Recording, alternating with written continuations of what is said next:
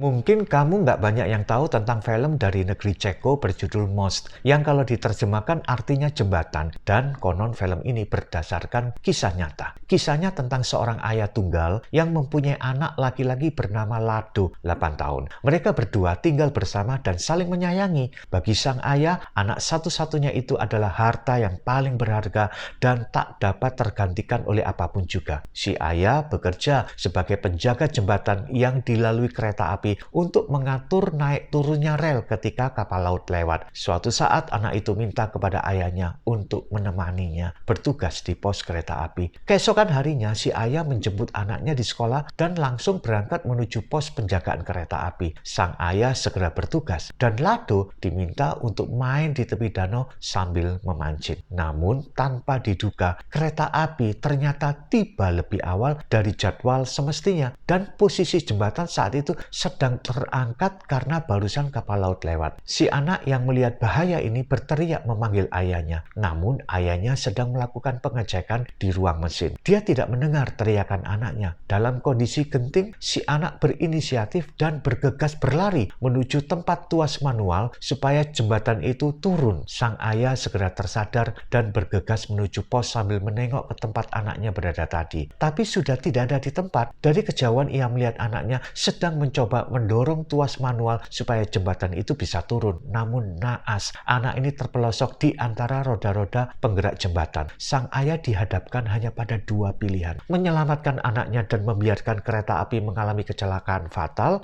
atau menurunkan jembatan menyelamatkan kereta api, tapi mengorbankan anaknya tergencet di antara roda-roda penggerak. Benar-benar pilihan yang sangat sulit.